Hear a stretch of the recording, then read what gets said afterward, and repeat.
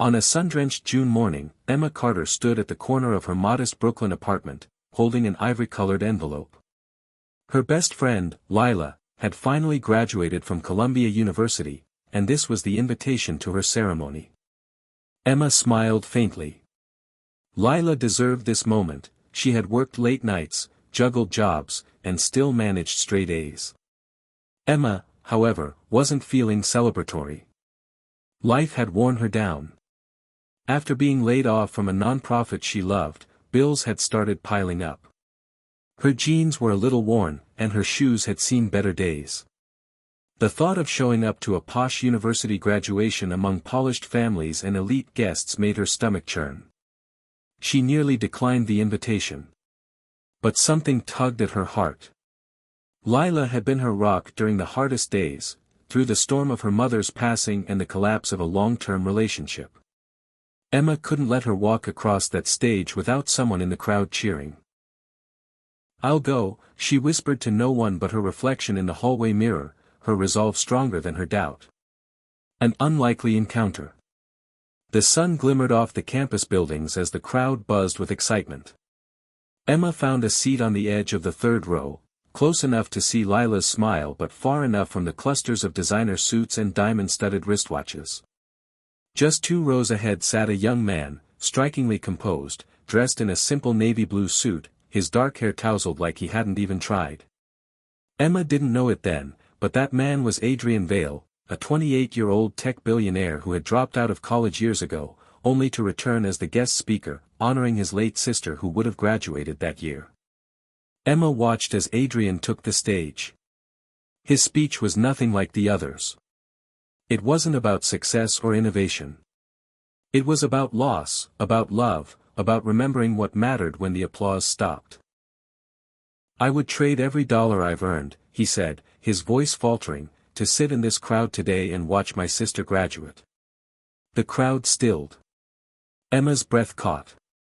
It wasn't wealth that defined this man, it was the grief that clung to his words. The first words. After the ceremony, Emma waited to hug Lila, who was swarmed by professors and classmates. Feeling awkward, she wandered to the refreshment area under a large oak tree. She was reaching for a cup of lemonade when she heard a voice behind her. "That speech didn't scare you off, did it?" She turned and found herself face to face with the man from the stage, Adrian. "Oh, no, not at all," she managed, caught off guard. It was, honest. Brave, even. Adrian offered a smile. "Thank you. I thought I'd hide here and avoid the handshakes. I'm terrible at the whole, inspiring billionaire thing." Emma laughed, a sound that surprised them both. "I'm Emma," she said, extending her hand. "Adrian." They shook hands. An ordinary moment, yet something unspoken lingered between them. They talked for only 20 minutes. About their favorite authors. About grief. About second chances. Then Lila waved her over, and Emma excused herself. She didn't think she'd ever see him again. Messages that changed everything. 2 days later, Emma received a message request on Instagram. "Hey Emma. This might be strange, but I really enjoyed our conversation after the ceremony. If you're ever up for a cup of coffee, or tea, I remember you mentioned tea, I'd love to continue it. Adrian." Emma stared at the message. She thought it was a prank. But curiosity, and something softer, quieter, nudged her to reply. They met at a small cafe in Soho. No fanfare. No bodyguards. Just 2 people sharing tea and stories. 1 meeting became 2. Then 5. Emma learned Adrian wasn't the man the media painted. He hated the spotlight. He still lived in the brownstone he bought before he was famous. He donated quietly, anonymously, building schools and shelters across the country. She told him about her love for helping people, her dreams that had dimmed under the weight of bills and heartbreak.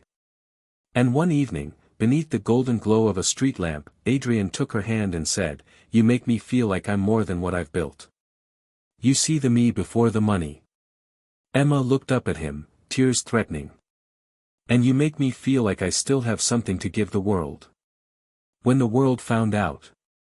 It was never meant to be public. But love, even quiet love, has a way of being noticed.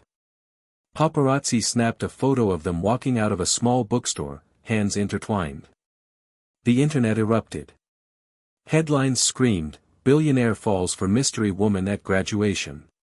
Suddenly, Emma was in the spotlight she never wanted. Her inbox flooded. Strangers criticized her clothes, her past, even her smile. "I'm sorry," Adrian told her one night, his voice heavy. "I never wanted you to be caught in this." Emma shook her head. "I'd go through it all again. Because in a world full of noise, we found something real." But still, the pressure mounted. Walking away. 3 months after the photo, Emma did the unthinkable. She walked away. She left Adrian a letter. "I love you. But right now, I need to remember who I am without being seen through the lens of your fame. You gave me courage. Let me use it to find my own path again. If it's meant to be, we'll find our way back." She moved to Vermont, took a job at a community youth center, and poured herself into the lives of others, helping teen girls find their voice, mentoring single mothers starting over. She missed Adrian every day. But in the quiet of the mountains, Emma remembered her own worth. The unexpected return. Nearly a year passed. One snowy afternoon, Emma walked into the youth center to find a new box of donated laptops. The receptionist handed her a note. "For the woman who reminded me of humanity's heart. A.V."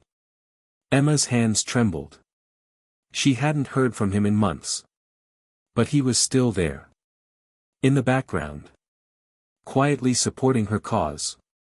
Later that evening, she stepped out to find a familiar black car parked across the street. He was there. Adrian stepped out, brushing snow from his shoulders, his eyes wide with hope. "I didn't come to take you away," he said. "I came to stand beside you. If you'll have me." Emma didn't speak. She simply walked into his arms. Love that grows in silence. They rebuilt, this time in simplicity. Adrian volunteered at the center every month. He taught coding to the kids. Emma launched a small nonprofit that trained women for tech careers, funded quietly by a grant she later found was his doing. They didn't seek headlines. They sought each other. And on the 1-year anniversary of Lila's graduation, the day their paths had crossed by accident. Adrian proposed not on a yacht or in Paris, but under that same oak tree at Columbia. With a single ring. And a note that said, "To the woman who showed me how to be rich in love." The message that lingered. Their wedding was small. Just family. Just friends. Laughter. Simplicity. Lila gave the toast, tearfully recalling, "Emma came to my graduation thinking she had nothing to offer. But she gave me the greatest story of love I've ever witnessed." And as the sun dipped below the horizon, casting golden light over their joined hands, Adrian leaned in and whispered, "The world knew my name before I knew yours. But now, your name is the one I want to be remembered by." Epilogue, the heart of the story. It wasn't wealth that brought them together. It was a moment of grief. A quiet conversation beneath an oak tree. A woman who showed up for a friend, even when she didn't feel she belonged. And a man, adored by the world, who found his home in someone who never asked for anything but honesty. Their story became one told in quiet acts of kindness, building futures, restoring dignity, and proving that love, in its truest form, grows not in the spotlight, but in the shadow of selflessness. Because sometimes, you attend a friend's graduation, unaware that fate is waiting for you in the most unexpected seat in the crowd.